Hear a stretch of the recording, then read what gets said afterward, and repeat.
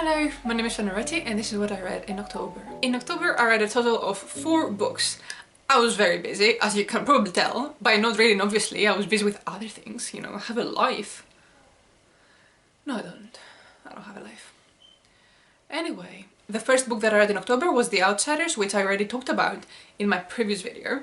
So I'm not gonna talk about it again, but it was one of the best books of the year and you should definitely read it. And it was that good that actually I have it in my collection now, and I only collect books that are actually good. The second book I read in October was The Hating Game by Sally Thorne. So this was a very light-hearted book that helps you forget all your worries. I would listen to it on my way to work and back, and I remember I was always excited to get on the bus for that 1.5 hours that I would spend on it listening to the book. So it was always exciting to read, so that's a good sign. There's 2 things that I didn't like about the book. If you have read one romance novel, you've basically come across the only character archetypes that exist in romance books. So in this one, you have the same female lead as in every other book, which is a strong, independent woman that is so stubborn to the point that she needs a slapping. Like, you honestly want to slap her across the face. She is so impulsive, she's like a toddler, she gets angry immediately, she doesn't hear explanations, she's just like an annoying, needy, stupid child. And I was really annoyed by her because you know how in romance books, in order for them to be long, you need to create many misunderstandings and inconveniences along the way because there is never really much plot apart from the fact that the characters need to get together.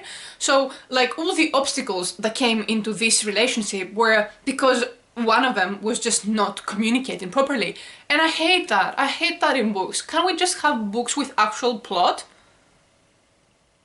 Can you see there's nothing in there? This is just a prop. If I ever put even the slightest bit of water, it was just like... So yeah, like with romance books, I don't want them to be that long. It's too long. Can you just make it a bit shorter? And another issue that I had, which was quite bigger than the previous one that I've mentioned, is the fact that she keeps comparing every other boy that she's ever dated with her current boyfriend in terms of their size. I mean, how tall and strong they are. It really bothered me how much she was belittling them just because, for example, they couldn't lift her. When you consider that she's a fucking smurf, like she's so short, this is how short she is, you can't even see it, it's out of frame. And like she keeps being like, oh yeah, but he wasn't tall, but this guy is tall. Like, is the height of him the most important value a man can hold? I feel the need to keep mentioning that they weren't as much of a man just because they weren't that much taller. They were taller than her because, like we said, she's this big. She kept being like, oh yeah, but like he couldn't even lift me. Like, okay, let's take one step back for one tiny second and consider how triggered we would be as a female reader if we read a book authored by a male man and he had his male protagonist comparing 2 women and saying that that lady is not that much of a woman because her boobs are A cup. We would be so we would have cancelled the book. And now we're just letting it pass by. We don't care, like, because all women like tall men. It's not a lie. Yeah, like every time a tall man comes past me, I'm like, my heart, like, it feels good to be around a tall man, but like, it's not the only value they can hold, and belittling them in that way in a book targeting a female audience which filters their brain, it's just bad. I feel it's bad. It really bothered me so much that I was put off for the entire rest of the book, and that happened about 2/3 in. So yeah, I hated that and it made me hate the protagonist even more. Okay, so the third book that I read on October was Stay Gold by Toby McSmith.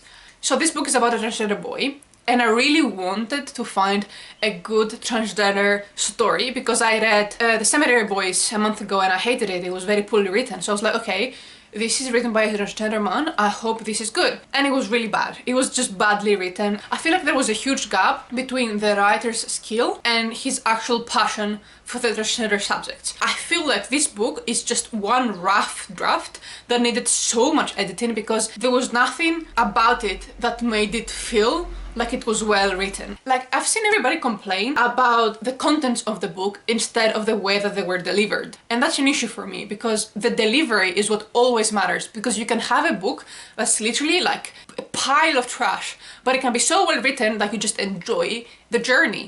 And I wouldn't have an issue with the plot regardless of it being so boring, but it was so poorly written. Everything about it was poorly written, like the characters themselves, the actual plot points bit for bit, the character conversations, like the descriptions, the narrative, like the prose, everything about it was not in an acceptable level. It just felt like proper fanfiction level of writing. At this point, I am sick and tired of every YA book following the same exact formula of events. Why does everything have to be exactly the same? Oh my god, we made them do something silly. Tick. Oh, we made them have a misunderstanding. Tick. Oh, we made them like give 1,000 references for things that are stupid. Tick. Like, no.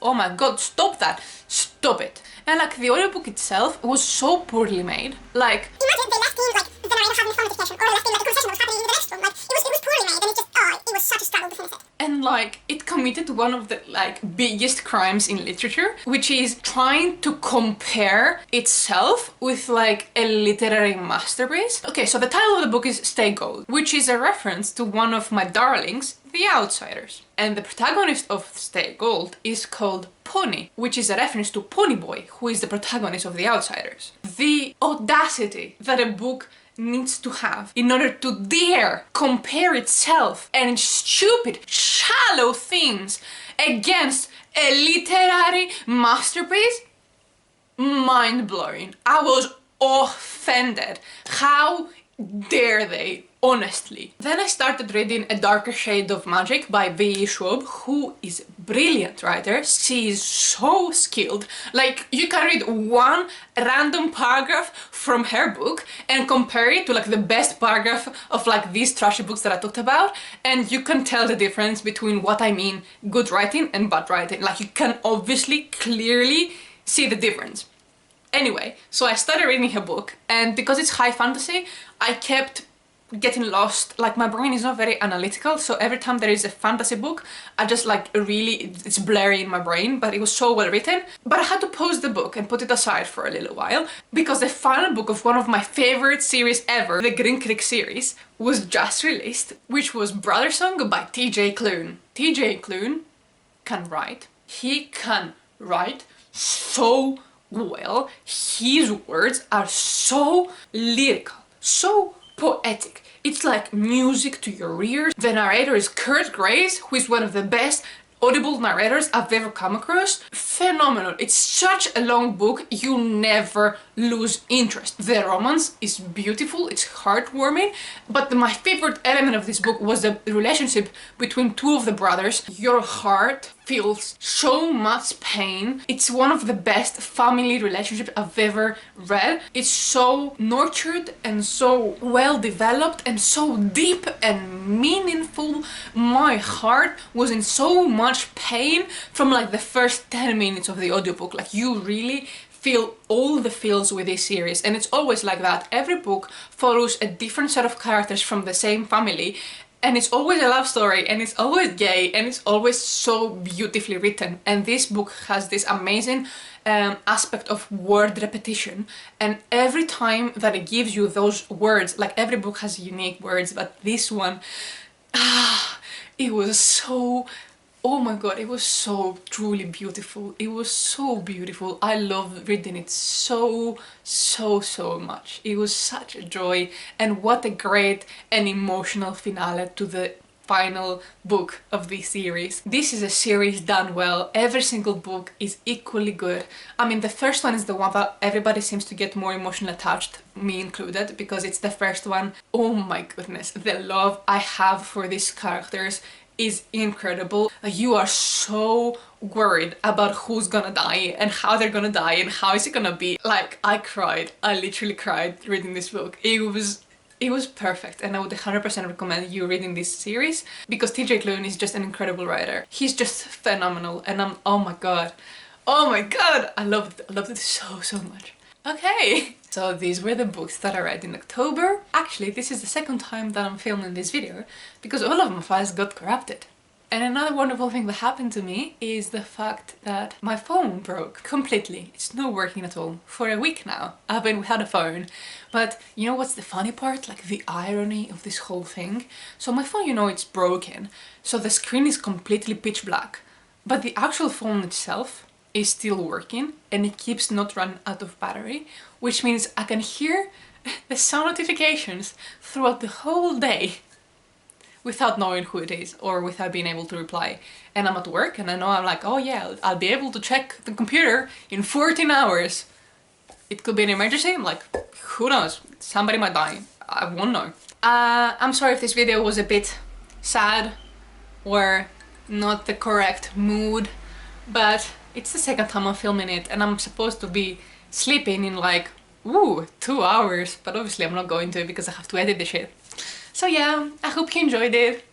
Goodbye!